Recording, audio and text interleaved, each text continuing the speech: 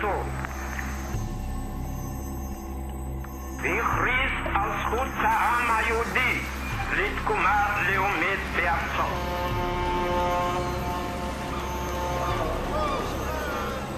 זכות זו הוכרה בהצהרת בלפור מיום 10 בנובמבר 1917 על הקמת מדינה יהודית. The voice of David Ben-Gurion, declaring the establishment of the State of Israel in May 1948.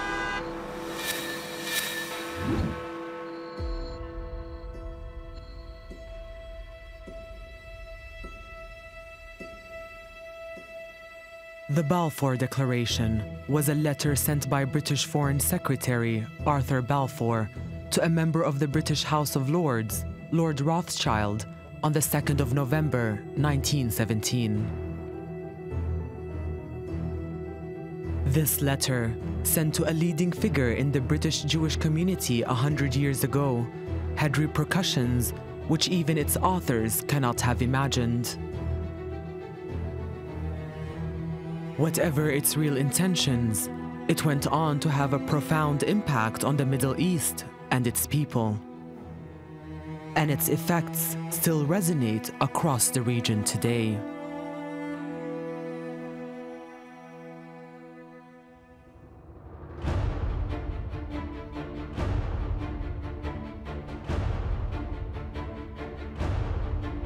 In 1914, these soldiers were fighting on the battlefields of Europe in the First World War. The Allies, Britain, France, and Russia fought the Central Powers of Germany, Austria-Hungary, and the Ottoman Empire for 4 years. But the land and sea war was not the only battleground.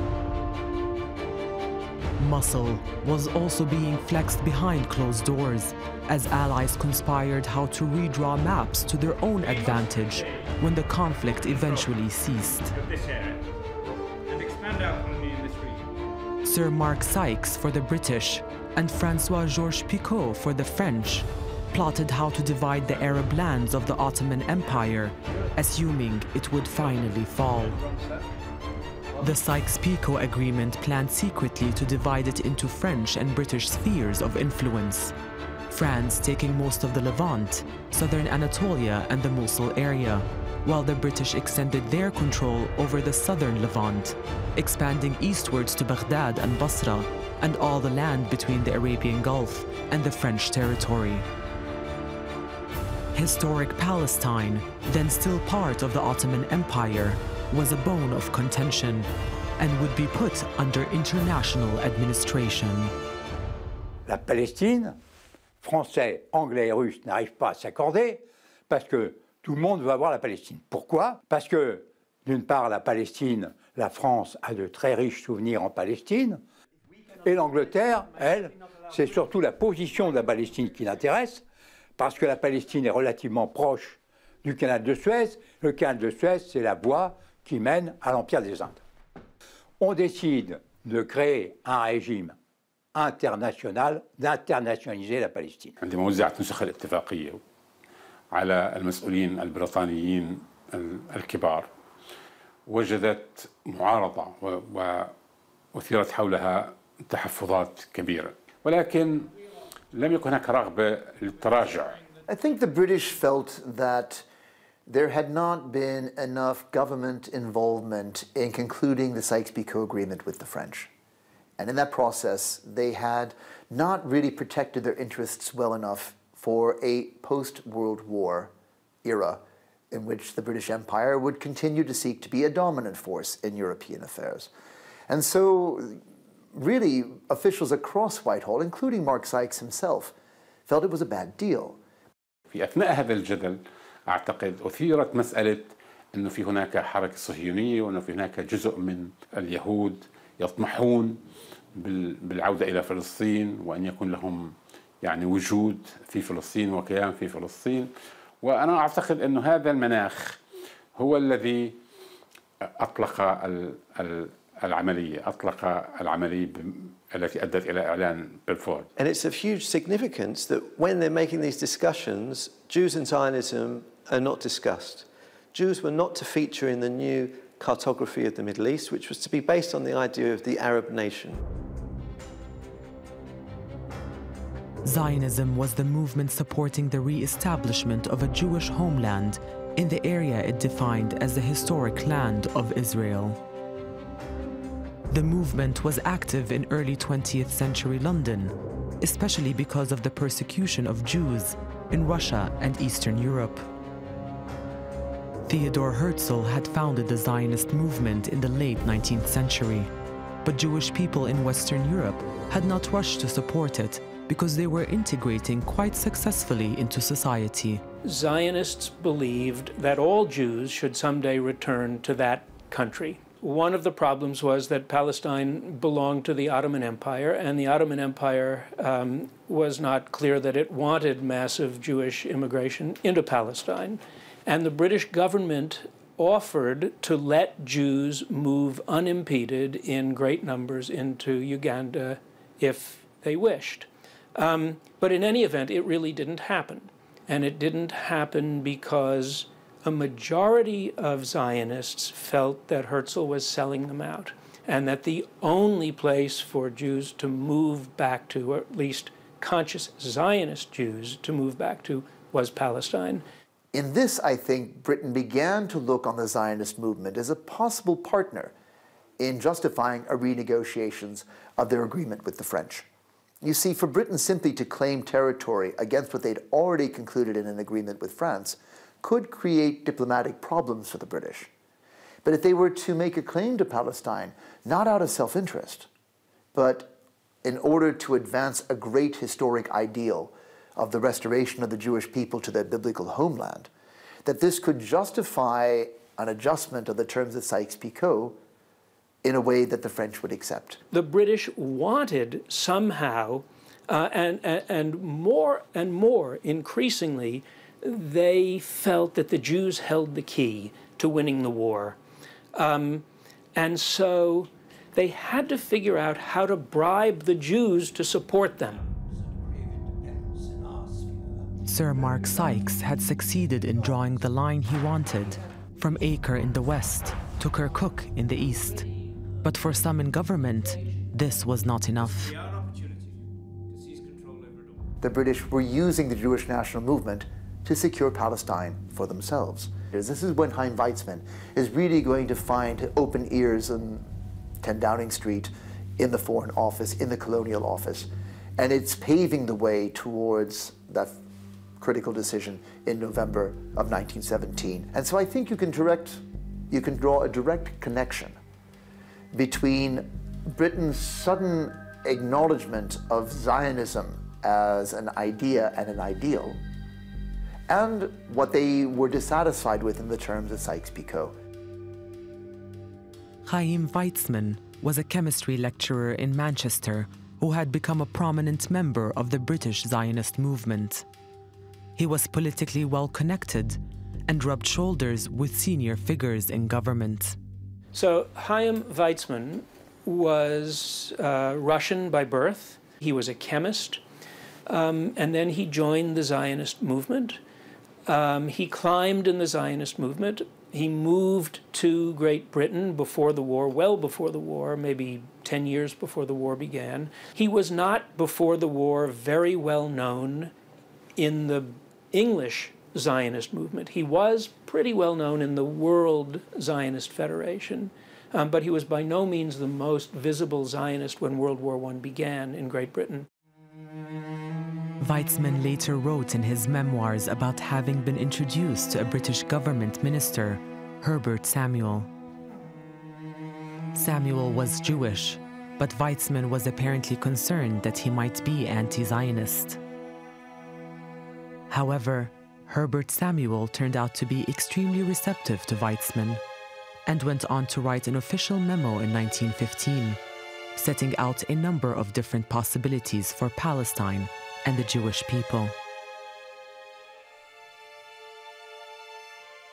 كان وزير الصحة health minister هيك شيء يعني فهو كان ما له علاقة يعني مفروض إنه ما له علاقة بالسياسة بس هو كتب مذكرة عن فلسطين لما لقى إنه الظروف اللي طلعتها الحرب العالمية الأولى لقى حاله أنه هو أول يهودي ذو يعني مركز موجود بالحكومة البريطانية. كتب مذكرة للحكومة إنه شو بده يصير بفلسطين بعد ما تنتهي الحرب، وحط عدة احتمالات. إحدى الاحتمالات إنها تصير دولة يهودية أو تصير تحت الحماية البريطانية فلسطين، أو تصير بطل يسميها دولة يهودية الكومنولث يعني كيان. But he didn't find willing ears in Whitehall or in the colonial office for schemes that involved the establishment of a Jewish state in Palestine. Britain was really concerned with two things by the time that the First World War had broken out. They wanted to win the war first and foremost. This was an imperative for the survival of Britain and its empire. And secondly, they wanted to ensure that coming out of the war victorious, that their empire would benefit from the victory. So at this stage, Chaim Weizmann's and Herbert Samuel's ideas about the rights of the Jews to resettle in Palestine did not find much sympathy in the corridors of power in London. A disappointed Weizmann wrote to a friend asking whether there wasn't at least a discussion to be had about what he called the chance for the Jewish people.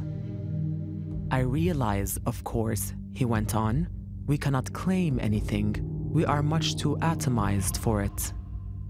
What the debate did do, however, was to throw together Weizmann, the Russian Jewish immigrant searching for a homeland and refuge from persecution, with Herbert Samuel and Lord Rothschild, firm members of the British Jewish elite, established in society and part of the political and capitalist class.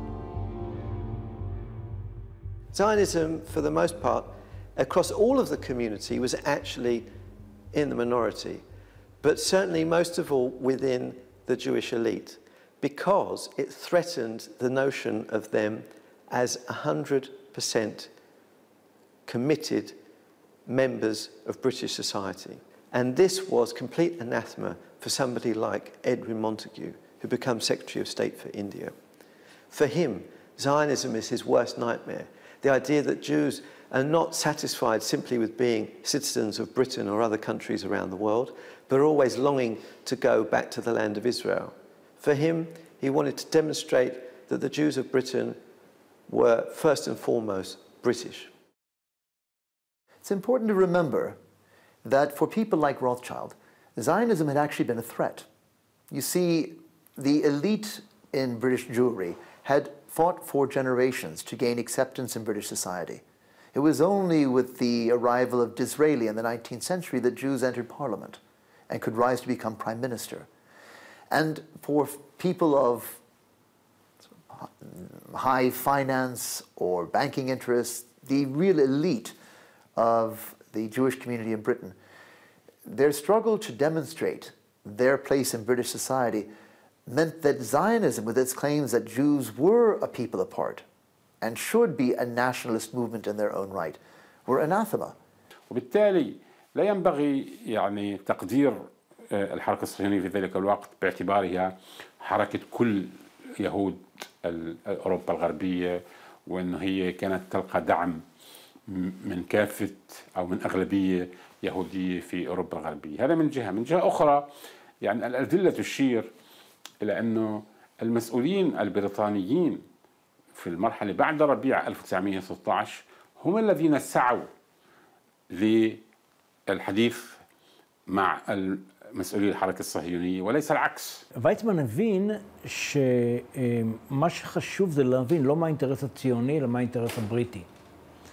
כי דרך האינטרס הבריטי הוא יוכל לקדם את העניין הציוני. כלומר, ויצמן לא השלה את עצמו, הוא לא חיפש אינטרסים משותפים. It's Weizmann that makes the difference, and I think he was probably unique in his ability to persuade leading British figures that the Jews were, in fact, a vast subterranean influence, which they were not, that all Jews were Zionists, which was far from the truth, and that therefore the key to winning Jewish support was to offer them Palestine. Weizmann talked up the degree to which the Jewish community supported Zionism in order to get his message across to the government. But for the British, it seemed to be about self-interest, about winning the war. Recognizing Zionism would be closely linked to gaining global Jewish support for this objective on which it saw its future resting. So the British motives for supporting Zionism, really we can boil it down to two elements of British self-interest at that time. Not an emotional interest in Zionism or a love of Jews and the Jewish plight and a desire for a return of the Jews to the Holy Land. No, for very specific self-interest matters of policy. They were, first of all of the British government agreed that they wanted to mobilize behind Britain and the Allies this idea of Jewish power in the world. They were, like all of the different policy elites in the war, believers in the notion that Jews were of tremendous influence in the corridors of power around the globe. If the British government appeared to support Zionism, they would win over world Jewry to their side and all that that entailed. The British were convinced that Zionism was really at the center of the Jewish heart. In May 1916, Sir Mark Sykes had agreed his secret deal with the French. Sykes-Picot would form the basis of the future carve-up of the old Ottoman Empire. So he immediately turned his attention to Palestine, still part of the Ottoman Empire, and how to use Zionist ambitions to outmaneuver the French. Formal contact between the British government and the Zionists followed. He immediately phoned Herbert Samuel and told him about the plan. And Herbert Samuel then phoned Chaim Weizmann, and Weizmann brought with him Nahum Sokolow. This meeting took place on the 11th of April, 1916. It took place at Moses Gaster's house in Maida Vale. And Gaster wrote in his diary afterwards how proud he was that this meeting, which he thought was the most important meeting that had ever taken place in the history of Zionism, had taken place at his house. أول ما مارك سايكس يعني تعرف على الحركة الصهيونية، أول شيء اتصلوا مع جاستر لأنه هو كان الممثل تبع الجالية اليهودية، بس بعدين راح دوره ووايزمان هو اللي يعني سطع النور تبعه وهو اللي سيطر على كل الموضوع.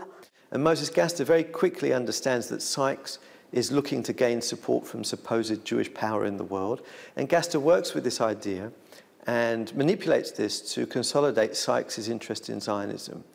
And we see actually the British government becomes very close already in 1916 of issuing a public declaration in support for Zionism. Now in the end, this doesn't happen that year. The plan Sykes got Herbert Samuel to pass on to the Zionist leaders involved joint British-French administration of Palestine and a charter guaranteeing British support for Zionism. But his idea was rejected. They didn't want an Anglo-French condominium in Palestine. They wanted the British to protect them, not the French, and that's because they thought that the French always sort of converted their colonized people into becoming Frenchmen. And what they wanted was to remain as self-conscious Jews, and they thought that the British would leave them alone and let them do that. אני חושב שמה שהרצל הבין וגם ויצמן וסוקולוב ורבים אחרים זה שהבריטים אולי מציעים הצעה שהיא לא כל כך טובה, אבל הם מוכנים לדבר עם התנועה הציונית כנציגת העם היהודי. צריך לזכור שהתנועה הציונית הייתה מיעוט קטן בתוך העם היהודי. רוב היהודים לא היו ציונים. והנה באה המעצמה, אולי המעצמה החשובה ביותר בעולם, אומרת, הנה אתם, הפנים הרשמיות של היהודים, מוכנים לסגור איתכם עסק. Bolstered by their newfound credibility, the British Zionists thought about making specific demands after the Sykes meeting, but events soon overtook them. On the 6th of December 1916, British Prime Minister Asquith resigned. In the change of government, Arthur Balfour became Foreign Secretary under Prime Minister David Lloyd George. لويد جورج سياسي بارز في حزب الأحرار في ذلك الوقت، ثم أصبح رئيساً للوزراء منذ ديسمبر 1916. يقال أنه تلقى يعني تربية وتعليماً مسيحياً بروتستانتياً، وأنه ربما يعني هذا قد ساعد في تقبله لفكرة الوجود اليهودي في فلسطين. Balfour was of rather philosophical bent, and I think he wanted to think in theological terms, he wanted to think in historical terms, and it was with that frame of mind, I think, that he approached the whole question.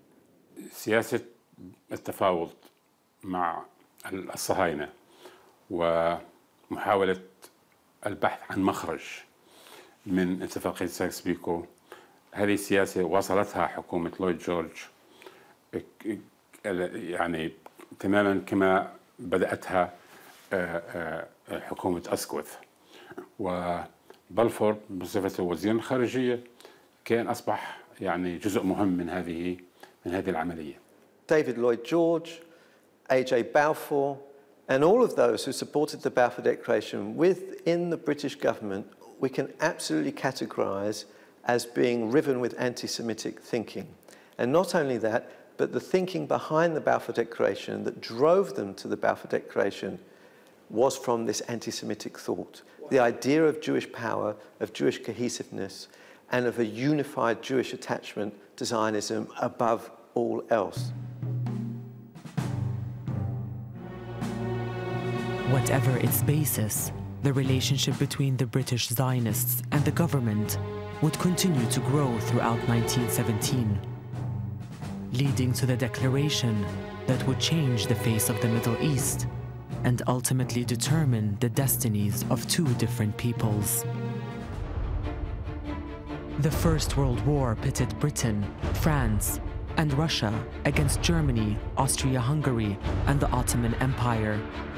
The British, in the shape of the diplomat Sir Mark Sykes, were determined to divide Ottoman territory in a way that best suited them once the war was over, for their own strategic interests.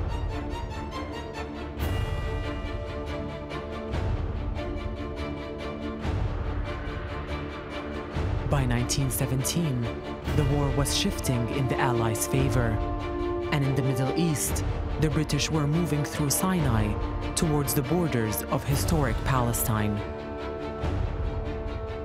Further north, the Russian Revolution in February 1917 cast doubt on Russia's continued involvement in the war. As Britain and France tried to outmaneuver one another, the British Zionist movement took on increasing political importance. Sykes wants to get back in touch with Zionists and think about how to incorporate Zionism in British planning for Palestine. And at this moment, we see a hugely important meeting taking place in the home of Moses Gaster in Maida Vale in February of 1917. And this is the point in which Sykes meets for the first time Chaim Weizmann and Nachum Sokolov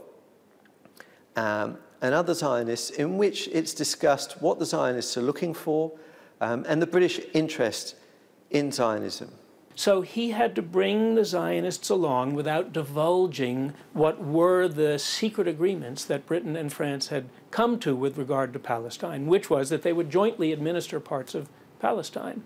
At this meeting for the British government was Sykes and Herbert Samuel. He was there. On the other side, there were Weizmann and Sokolov, And there was Moses Gaster, and he brought a couple of his allies because he realized that Weizmann was beginning to push him out of the way. The other very important figure was James Rothschild, who attended this meeting. At the meeting, it became clear to Sykes that Weizmann, not Gaster, was the most important Zionist. This is also the moment where Moses Gaster is dislodged. Sykes' partner on the French side, Picot, hadn't liked Gaster. Gaster had been insistent that there should be a Jewish state and nothing less coming into being after the war.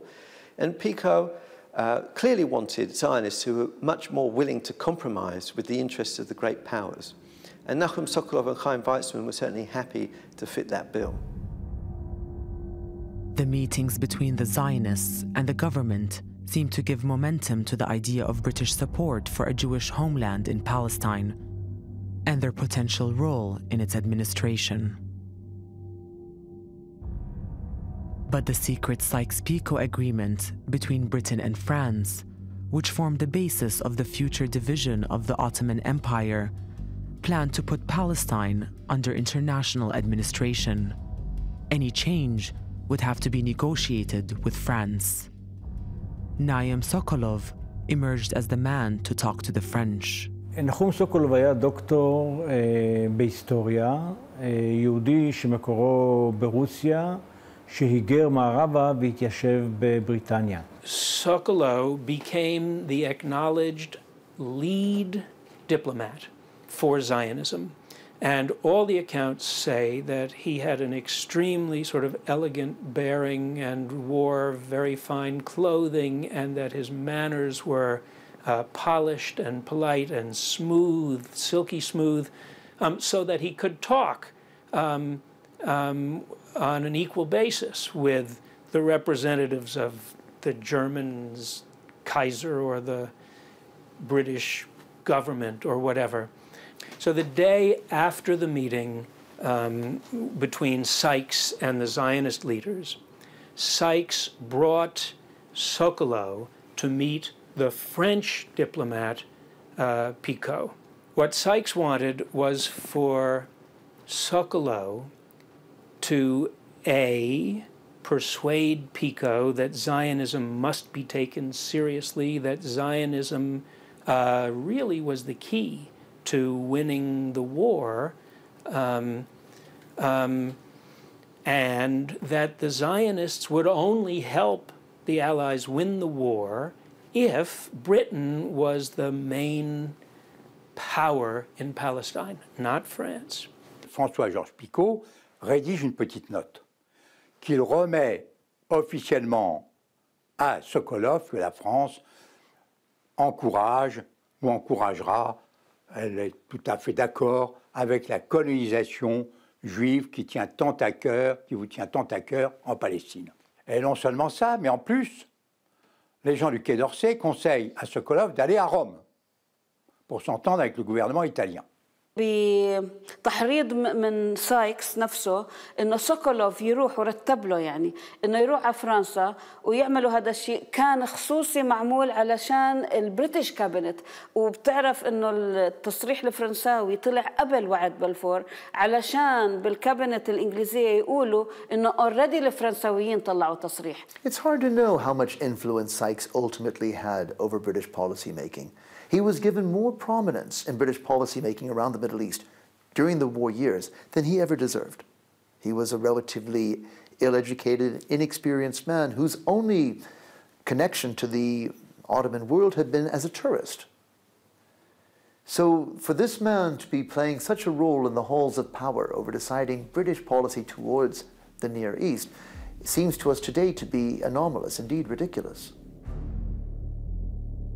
Regardless of Sykes' role, things continued to progress for the Zionists, and in June 1917, British Foreign Secretary Arthur Balfour asked Chaim Weizmann to present his demands as a declaration and promised to try and persuade his government to adopt it. The leading Zionists formed a political committee and drafted their demands, and then submitted them to the British government. This original document was one of the first drafts written at the Imperial Hotel in London on the 17th of July, 1917. It also introduced a new term and concept, the national home of the Jewish people. So in the initial Zionist drafting of the declaration, there were protests amongst Zionist leaders to Nachum Sokolov that there's no mention of the terminology of a Jewish state, that instead they're talking about a national home. And said that this is a betrayal of what the Zionists are trying to achieve. And Sokolov's response was that we mustn't go too far. We have to take small steps. We have to go with what is acceptable to the British government at this time. And then slowly, we can advance our cause once we had this in hand.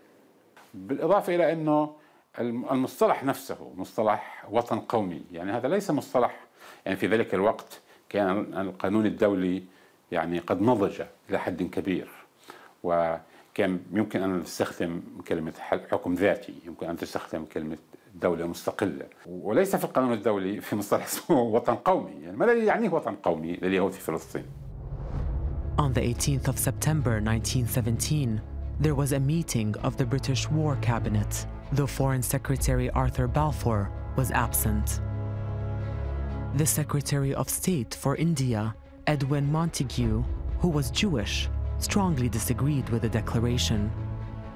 He was opposed to Zionism and said, "I deny that Palestine is today associated with the Jews, or properly be regarded as a fit place for them to live."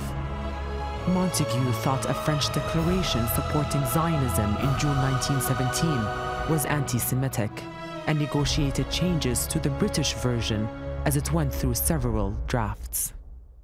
الصيغة تبعت الوعد كان لازم تاخذ بالاعتبار الاعتراضات اللي وضعتها القيادات اليهودية الإنجليزية المعارضة للصهيونية، اللي هي بتقول إنه على شرط عدم المساس بالحقوق السياسية لليهود المقيمين في الدول يعني الغربية. ולכן אגב, כשאתה קורא את הצהרת בלפור, זה לא נכון שלגמרי לא הקשיבו למונטגיו, הקשיבו לו. הוסיפו להצהרת בלפור סעיף שאומר שגם הזכויות האזרחיות המשפטיות של הלא יהודים כאן בארץ לא תיפגענה, אבל גם הזכויות של היהודים בארצותיהם לא תיפגענה. זו תוספת מאוד חשובה, וזה מונטגיו. A few days later, Secretary of State for War Viscount Milner and the Jewish politician Philip Magnus sent a modified version to the cabinet. It incorporated some of Montagu's changes, including the caveat that, quote, "Nothing shall be done that might prejudice the rights and political status enjoyed by such Jews who are fully contented with their existing nationality and citizenship."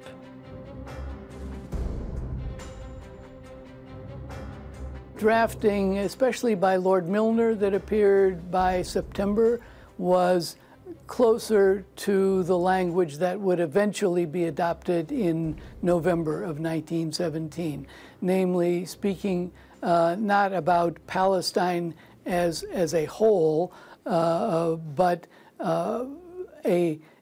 some sort of presence in Palestine on behalf of the Jews. Which is quite different. كانت كل كلمة بوعد بلفور إلها معنى. فالفرق إنك تقول the national home يعني التعريف الوطن القومي غير عن إنك تقول a national home، وهم يعني تناقشوا فيها قبل ما يصدروا الوعد، تناقشوا فيها وقالوا إحنا ما عم نقول بدنا نعطي the national home، إحنا بدنا نعطي a national home، يعني وطن قومي يهودي في فلسطين.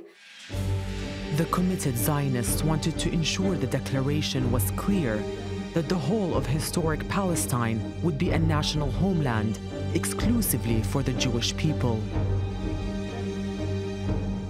The latest draft was sent to Chaim Weizmann, who in turn sent it to the Zionist movement in the United States for their feedback.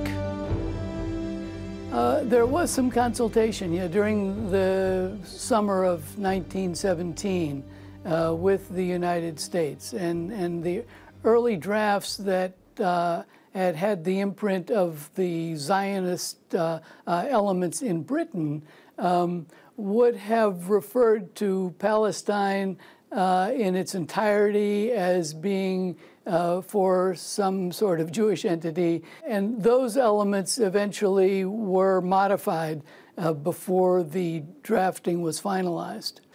Another key part of the terminology that emerged in part of the drafting was in some British redrafting, where instead of for the Jewish people, it was written the Jewish race. Now, eventually this was taken out, but I think it's very revealing that British officials wanted to use this kind of terminology, because after all, this was how they understood the Jews of the world, as being a racial group, one that wielded tremendous power and also could be inspired all together as one unit behind the cause of Zionism, supported by Britain and the Allies. It's striking that the existing Arab people in the region were not named at all. They're simply called the, quote, existing non-Jewish communities in Palestine. Les Juifs vont être qualifiés de peuple, c'est-à-dire que vous avez le droit des peuples à disposer d'eux-mêmes, tandis que les Arabes, ce sont des communautés non juives. On ne cite même pas le nom des Arabes, ce sont des non-juifs, qui n'ont que des droits civils et religieux. Ils n'ont pas de droit politique, aucun droit politique. By October 1917, the final draft of the Balfour Declaration was ready, awaiting only British government final approval. There was a rumor that Germany was about to issue a similar declaration supporting the rights of the Jews in Palestine. When Balfour heard, he rushed to get his final draft discussed at the cabinet meeting on the 31st of October 1917. So when we think about the centenary of the Balfour Declaration, everyone considers 2nd of November 1917 as the moment of the declaration itself. But it was actually agreed to by the British cabinet on the 31st of October. And this was a hugely significant meeting. And in the minutes of that meeting, Balfour reiterates the principal reasons for supporting Zionism and highlights its expected propaganda effects amongst Jews around the world, particularly in the United States and in Russia. The argument was put forward most strongly by Lord Balfour at the meeting of October 31st. And what he argued was that issuing this declaration would be extremely helpful for the British in solidifying the support of the United States and also in countering propaganda from Germany. The critical thing to remember about British diplomatic pronouncements is that what one individual says does not represent the views of the government as a whole. And you will find many different points of view among British officials in the years 1917, 1918, and right into the early years of the Mandate. But the British were very clear that they had not promised statehood to the Zionist movement. They had no interest in doing so. The British did not support Jewish nationalism. They did not support Arab nationalism. They supported British imperialism. But this is also the meeting where Lord Curzon, who was a member of the War Cabinet, disquiet about the possible effects of supporting Zionism on the Palestinian Arab population and the Palestinian opposition is completely disregarded. Lord Curzon wrote a paper to the cabinet asking what was, quote, to become of the people of this country. There were over 500,000 Syrian Arabs, a mixed community with Arab, Hebrew, Canaanite, Greek, Egyptian, and possibly Crusaders' blood. They and their forefathers have occupied the country for the best part of 1,500 years. They own the soil. They profess the Mohammedan faith. They will not be content either to be expropriated for Jewish immigrants or to act merely as hewers of wood and drawers of water to the latter. But his prescient remarks fell on deaf ears. It's Sykes who tells Chaim Weizmann at the end of the War Cabinet's meeting, Dr. Weizmann, it's a boy, as though they've witnessed the birth of an agreement to create a Jewish national home as a baby in the Middle East. The final draft of the Balfour Declaration was 67 words long. His Majesty's government view with favor the establishment in Palestine of a national home for the Jewish people, and will use their best endeavors to facilitate the achievement of this object, it being clearly understood that nothing shall be done which may prejudice the civil and religious rights of existing non-Jewish communities in Palestine, or the rights and political status enjoyed by Jews in any other country. I should be grateful if you would bring this declaration to the knowledge of the Zionist Federation. Yours sincerely, Arthur James Balfour.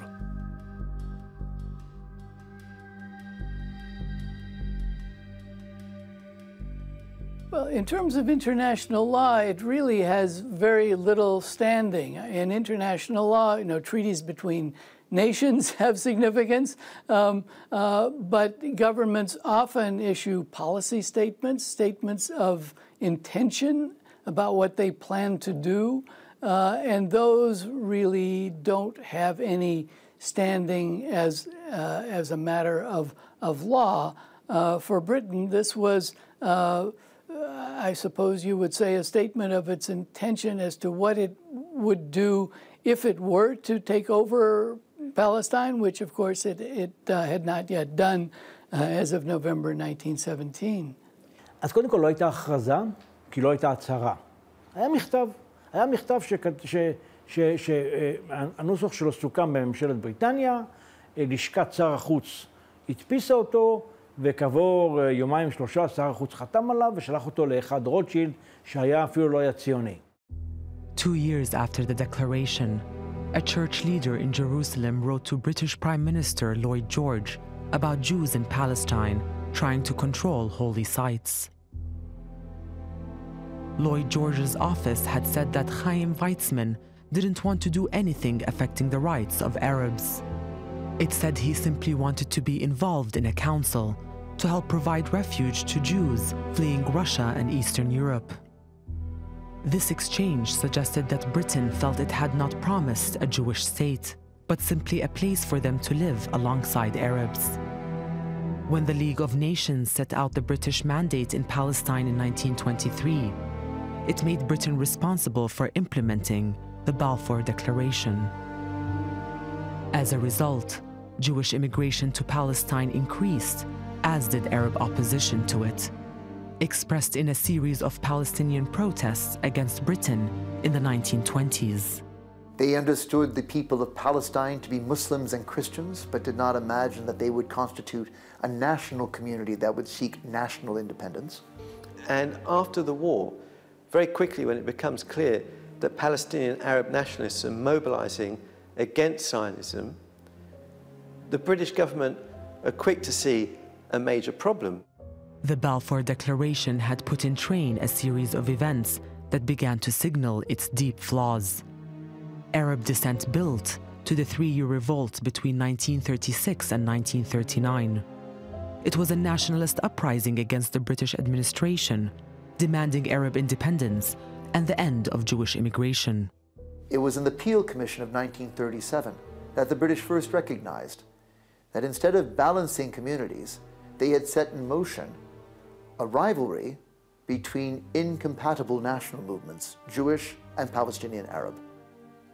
And it was at that point that they tried to solve the problem by dividing Palestine into 2 states, Arab and Jewish, through a partition plan. And I think there you have the first recognition or admission from British officials of the failure of the Balfour Declaration. In May 1939, the British government published a policy document on Palestine called a White Paper. It abandoned the partitioning of Palestine into 2 states and called instead for an independent Palestine in which Arabs and Jews would share government. It limited Jewish immigration to 75,000 for 5 years and said that the Arab majority should determine future immigration levels. It also said that Balfour had not meant to create a Jewish state at the expense of the Arabs, any more than the McMahon-Hussein correspondence 24 years before had promised an Arab state to Sharif Hussein of Mecca. But the white paper met opposition and was dropped. The British government are quick to see a major problem, but there's no way that they can back away from support for Zionism, because this becomes the basis for their justification for being in the Holy Land, their commitment to supporting the movement in the Balfour Declaration, which becomes enshrined in international law in the terms of the Mandate for Palestine. So the British are stuck with Zionism. They didn't believe that Zionists wanted independent Jewish statehood. And after the war, it became very clear that actually the vast majority of Zionists didn't only want statehood, they expected it. I think if we're trying to assess whether or not Britain's policy towards Zionism in the First World War served British interests or not, the first thing we have to appreciate is the key reason that they supported Zionism was based on an incorrect idea. They believed that they could mobilize something that they saw as Jewish power around the world behind the Allied cause. So first of all, that was entirely wrong and didn't happen, because this idea of Jewish power is fake, it's false. In September 1939, German expansionism led to the Second World War. Over 60 million people died, including between 5 and 6 million Jews, the majority in Nazi concentration camps. The British mandate ended at midnight on the 14th of May 1948, and immediately the formation of the State of Israel was announced, justified by the terms of the Balfour Declaration issued 31 years before.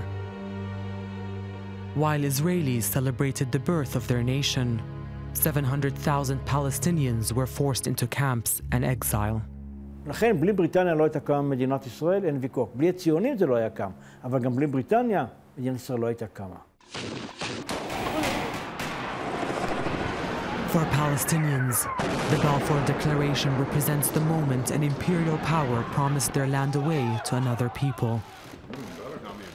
This is the desk where the Balfour Declaration was composed. It is. That's where Balfour is. They hold Balfour responsible for their expulsion, displacement, and occupation.